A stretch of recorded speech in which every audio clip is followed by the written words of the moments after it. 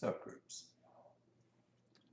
So one of the most important concepts in group theory is the concept of a subgroup, a subset of a group that forms a group under the same operation as in the larger group. So formally, let's define a subgroup.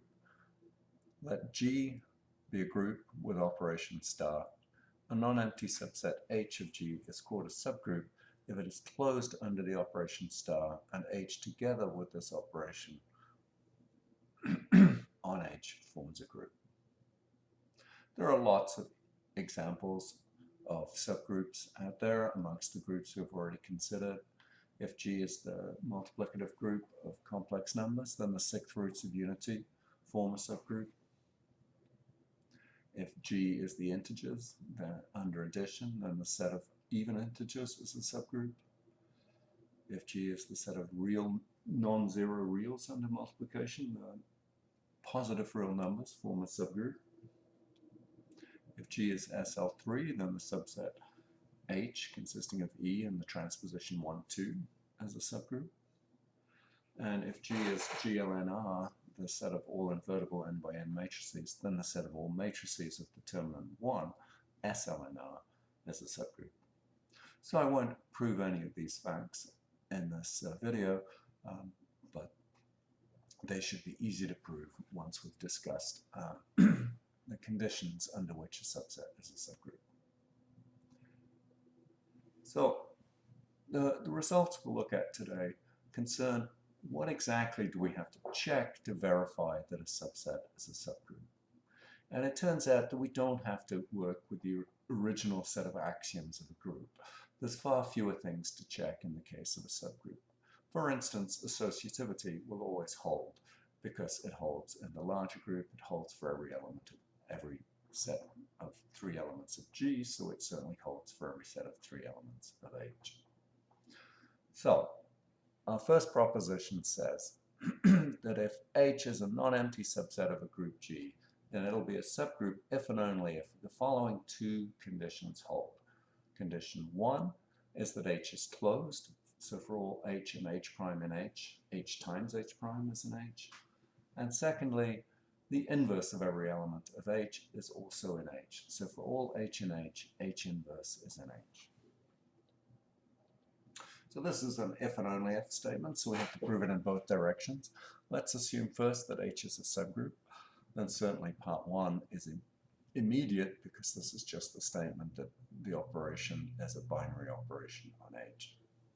For the second condition, we have to just briefly realize that there is something to check to make sure that if H is a subgroup of G, then they have the same identity element. So the identity element for H is actually the same as the identity element for G.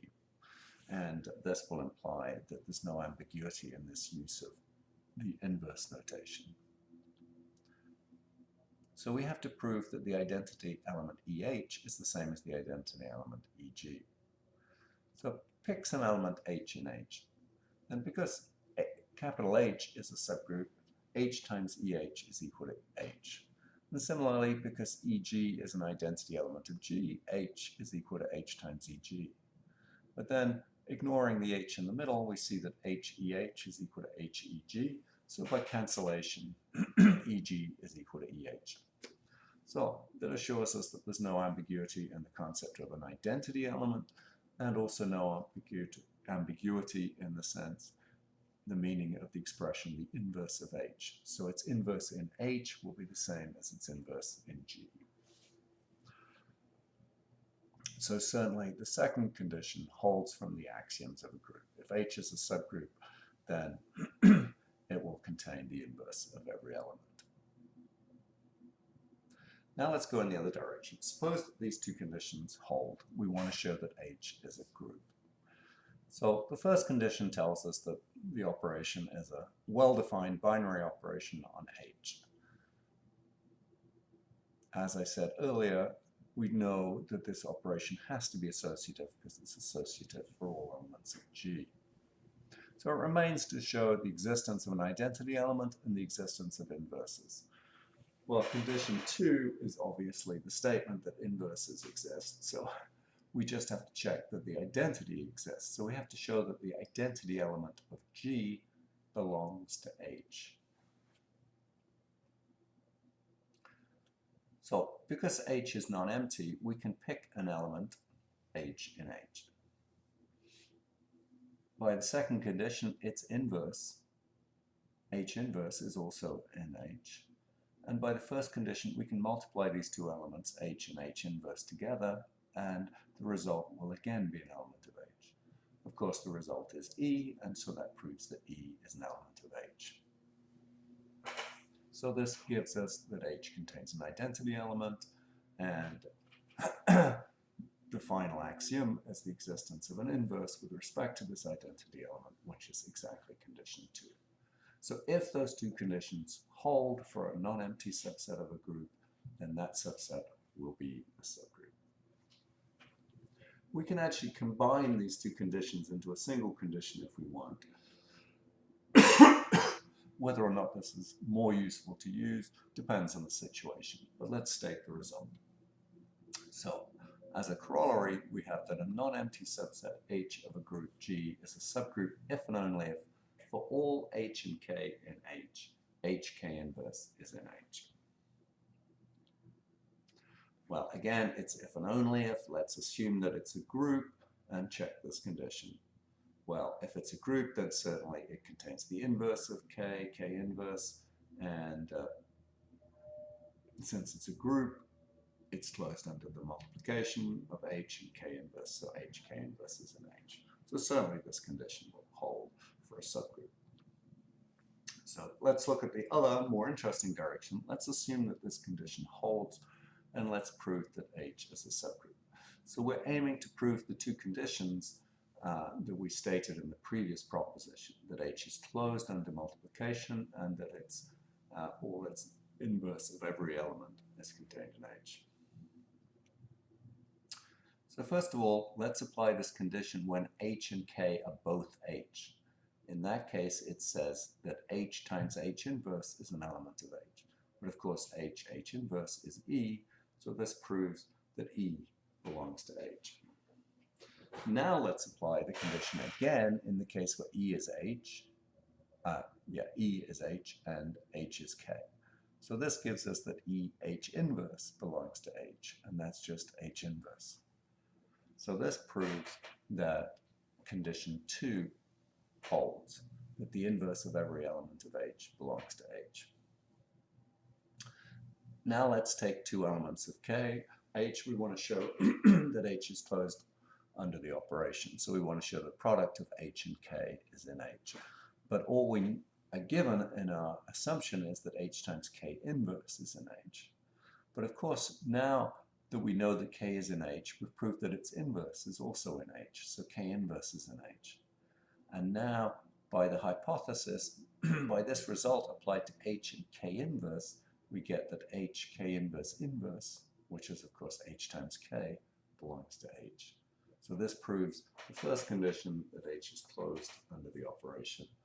So we've verified both of the conditions of the previous proposition, so H is a subgroup.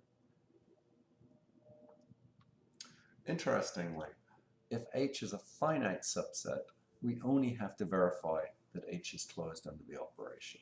So the second condition, the existence of inverses, actually follows from the closure. This is quite a subtle argument. Let's look how it goes. Suppose that H is closed. Pick some element H in H and look at the set of all multiples of H by elements of capital H. So that's the set L, which is the set of all things of the form HK, where K is in H. The set of all right multiples. So how many elements does L have? Well, if K is not equal to K prime, HK must be not equal to HK prime, because otherwise we could cancel the H's and we'd get K equals K prime.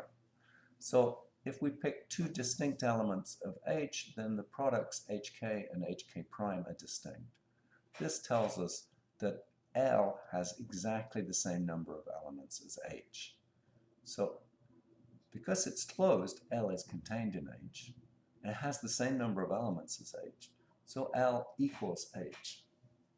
So this fact has some very interesting consequences. Because, for instance, H belongs to H, so it's an element of L. So there must exist an element K of H, such that H is equal to HK. But of course, by cancellation, this tells us that K is equal to E, and that tells us that H contains the identity element, a fact that we would certainly expect if we were trying to prove that it was a subgroup, but not one that we're trying to prove because we're trying to verify the second condition, that the inverse of any element of H is in H. So now let's look again at the fact that E is in H, and H is the same as L. So that means that we can realize E as a multiple of H also, that there exists an element K prime in H with HK prime equal to E. Of course, this tells us that K prime is equal to H inverse, and so we've proved that for any element of H, its inverse is also in H. So that was the second condition that we were after. We know that the subset is closed. We've shown that it's the inverse of any element is in H. So that tells us that H is a subgroup.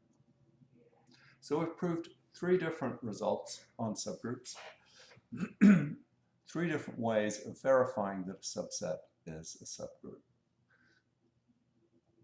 So in general, we should not be going back to the axioms of a group to verify that something is a subgroup. We should be using one of these three results.